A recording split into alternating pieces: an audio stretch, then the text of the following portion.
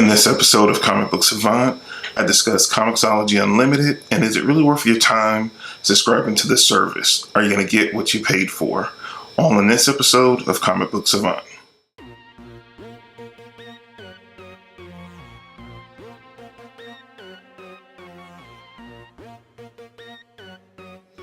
Welcome to Comic Book Savant. I'm your host, James Harris.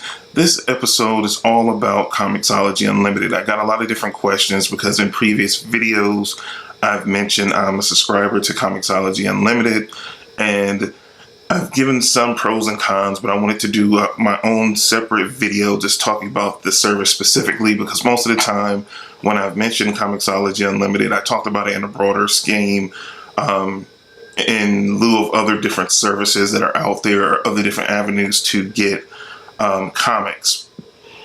But again, this video specifically itself about Comixology Unlimited. If you're unfamiliar with Comixology, it's an online retailer that you can buy comic books from, as well as with the service like Comixology Unlimited, which is their subscription service. You have access to thousands of different comics through different publishers that are available, all except for one of the biggest publishers, which is DC Comics, which hasn't came on board to be a member of Comixology Unlimited, though you can buy their comics separately on the Comixology website.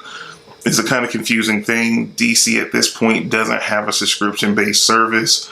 They are launching later this year a online streaming service, which starts getting me to think that maybe they'll roll some type of comic subscription service a part of the streaming service. No one's 100% sure. It's just pure speculation at this point, so don't hold me to that.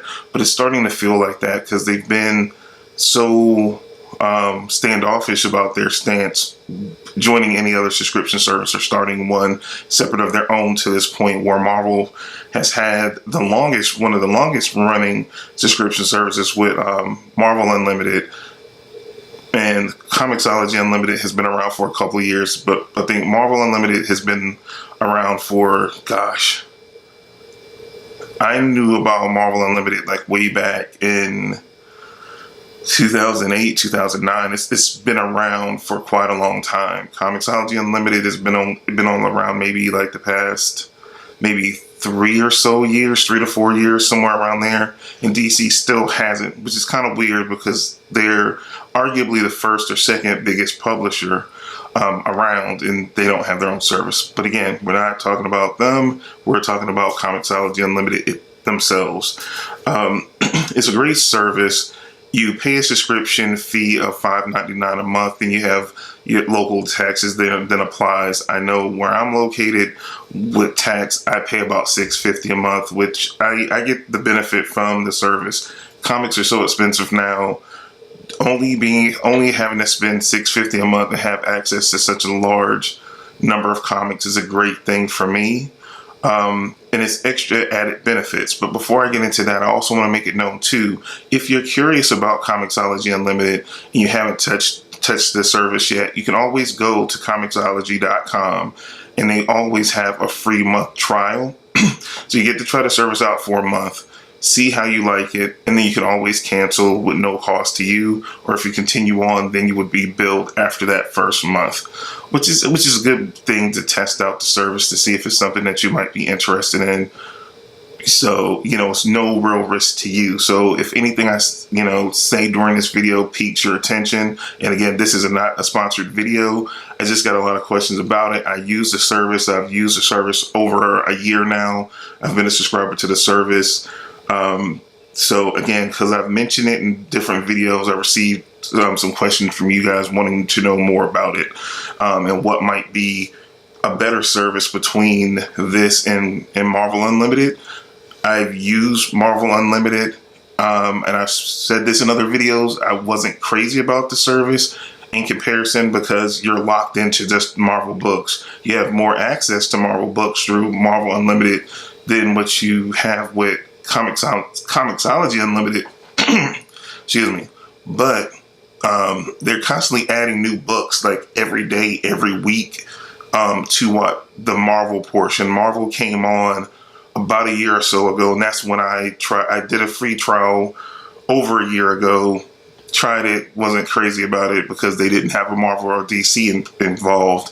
When they added Marvel, I joined and stayed on from that point, and I've been thoroughly impressed by the addition of the library. They're constantly bringing in new books from the Marvel side. So it wasn't many when they first started, when they came on board, but now it's a pretty decent selection. It's not going to be as big as Marvel Unlimited just because it's been around way longer and they have a bigger archive, but they're slowly but surely bringing books, more and more books over, which is good. And the price is a little bit cheaper. Marvel Unlimited, I think, is $9.99 a month, or again, with taxes, with costs and taxes, is $6.50 a month here, and I get access to some, not all, of the same library that I have there. So to me, the cost is a better deal. And then I get Image. And just to talk about some of the publishers,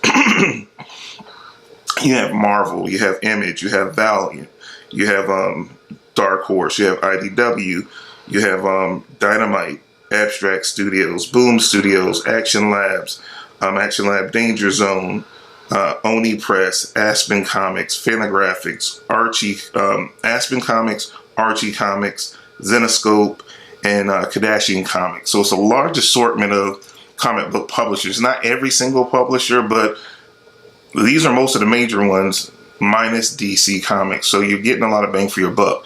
Now, here's the thing about this, and I have to make this clear. You won't have the whole library of every comic that these other publishers publish. They will have, depending on how long the particular company's been on board, and they'll use their most popular series. Let me use an example like The Walking Dead. Walking Dead Image has been on Comixology Unlimited since the very beginning.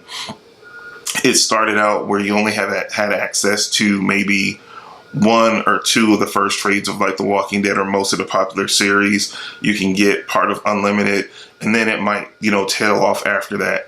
Since they've been a part of Comixology Unlimited since the beginning, you can get like the first 10 trades of Walking Dead, the first 10 trades of Invincible. Because I was just remembering that because they just had a huge Invincible, or it might still be going on. At the time you see this video, the sale has ended, but at the time they had a huge sale on Invincible comics, and quite a few of the first few trades and issues were under Unlimited, and they have a particular banner. You'll see a little sash that has Unlimited there, and that'll let you know that you can check out the particular book that you're seeing. If you do not see that sash with Unlimited on it, to get that book, to read that book, you would have to pay for that book. But again, it's a relatively good deal because you have thousands upon thousands of books available to you.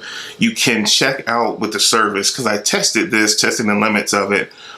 You can check out or borrow, as they call it, up to 50 books at a time. And once you finish reading it, you just check that book back in, you can get another one in its place. But you can hold up to 50 at a time in your on your account that you can check out and borrow. And that's trades or comics that they have available on Comixology Unlimited that you can borrow at any given time. Why you would need to do that at one time, have like that many books checked out, I don't know. I just, every time I saw Unlimited, I checked, then I saw something I might want to read. I just was like, borrow. And I hit 50 and didn't realize it. And they were like, sir, you hit your limit. So you're limited to 50 at one given time, which should be enough for any person. Because again, as soon as you finish reading it, you can turn around and check that book back in to get another book. Again, it was something strange that I stumbled upon because I'm OCD, and every time I see something I think I might want to read, I will be borrow. But that's just me. You probably will never run into that problem. That's just me. Again, another really good thing that they added extra bonuses into the Comixology Unlimited program as of recently to make the program even more attractive to subscribers. Now you can also get discounts with certain publishers. So you can get 15 or 10% discount depending on the publisher. I think with like Marvel, with most of their stuff, an Image, you get like 15% discount. And it's really cool because the site does all the work for you. if you're subscribed and you're logged into your account and something is, I mean, if it's a new book, and it doesn't have to be a book that's an unlimited book that you might read and you say, I want to buy this and add it to my collection. This is just any book, period. When you're subscribed to Comixology Unlimited, long as you're subscribed to the service, any new books that come out through that publisher, you get that automatic discount, and they calculate it for you. So you see that you get whatever that percentage is. That's what the cover price you see for the book. It'll say what the original cover price is minus discount, what you would pay for that book, which is really really has come in handy, just in general, because Comixology, if you're unfamiliar with the retail part of the site, they have sales constantly. The different publishers throw multiple sales a week. Like Marvel on Mondays, they'll throw a sale. They'll have a weekly sale, a daily sale. Like Mondays is Marvel, I think, like Marvel Mondays. So they normally would have a 24-hour sale. Now, because Marvel has so many things with the TV shows and movies and tie-ins, they have weekly sales constantly. Image will have sales periodically, a few times a month. DC will have sales to counter Marvel sales like every week as well, based on their different tie-ins and properties, cartoons, television shows, etc. So it's tons of savings there. So getting that extra discount attack even on the sale items is awesome too. So perfect example, I talked about this in another video, but they had a crazy sale. Marvel had a crazy sale going on where they had trades for 99 cents. And with the discount, they were like 84 cents. So, like I could get even more than what I was planning on getting based upon that, which was really cool and saved me even more money, which allowed me to get more trades once I went totally bananas during that sale, which is a great thing. And the best thing about the service, if you find yourself that you're not using it or you're tired of the service, you can cancel at any time. But keep in mind, whatever books that you have, borrowed or whatever, you're going to lose access to that stuff once you cancel the service. And those discounts that you had access to, it's the moment you cancel the service, you'll no longer get those. So you'll pay those regular prices on those books. But all in all, I have to say, like I said, it's a very good service. It is pros and cons because you don't have every single book from every single publisher available to you. But the library has grown quite extensively for all the publishers that I named that are a part of the service. So, I mean, you're not going to get everything, but you're only paying, like I said, for me, I'm paying about $6.50 a month. $6.50 a month to have access to, a third or even half of most of the publishers listed library to check out books that I might never read that I might really like is well worth it for me. And then whatever I pick up in between, for the different sales that they offer, I'm still saving a ton of money than what I might do at a local comic book shop or from ordering trade paperbacks or whatever. It's still a great deal for me. And, I'm a grandfather, I'm a husband, I'm on a very limited budget. So this allows me to read way more comics than what I normally would by having this service available. But it's not, again, I preface this is that it's not a service for everyone. That's why if you're even the least bit curious about Comixology Unlimited, do the free trial, the month trial, to see how it fits for you. Again, the first time I tried it, I didn't really care for it. I went back once they added Marvel. Because the cover prices on some Marvel books are just a lot. So they normally, the books are staggered. So you're not gonna get a book the week after it's released on Comixology Unlimited. It's normally staggered, about 6 months, and that's the same thing with Marvel Unlimited. Those books are staggered at least 6 months. I think it's a little bit shorter now. Originally it was about 6 months. It might be anywhere from, I would say, 3 to 6 months staggered with the books. And the one thing that I noticed that Marvel has done since they came on to Comixology Unlimited, they will do a thing where they'll release a couple #1 issues. So they'll wait a month or two from a newly released #1 series to, I guess, gauge people's interest in the series by putting that #1 issue up. They did it a few months ago with books like Iron Fist, Luke Cage, Even the Phasma limited series. They've done it recently with the Thrawn limited series that's out right now. They put it out like after a month or after a few weeks on Comixology Unlimited for you to try to book, I guess, to see if you would be interested in buy the rest of the issues of this series, or buy the trade when it comes out. So they do a lot of really cool things to balance out the kind of disadvantages to the service, which I don't think that's many. So definitely, this is a rundown of it. I'm just going through. I don't think I left anything out.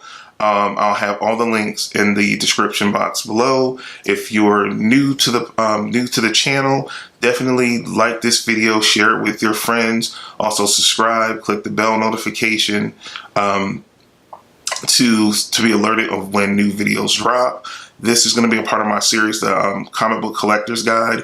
The link will be down in the playlist, and I will also link here for the last video I did in the Comic Book Collector's Guide series, so you can check it out and see if you like it. And you can check out the rest of the playlist there. But that's all I have for you for this video. I'll see you guys next time, and happy shopping.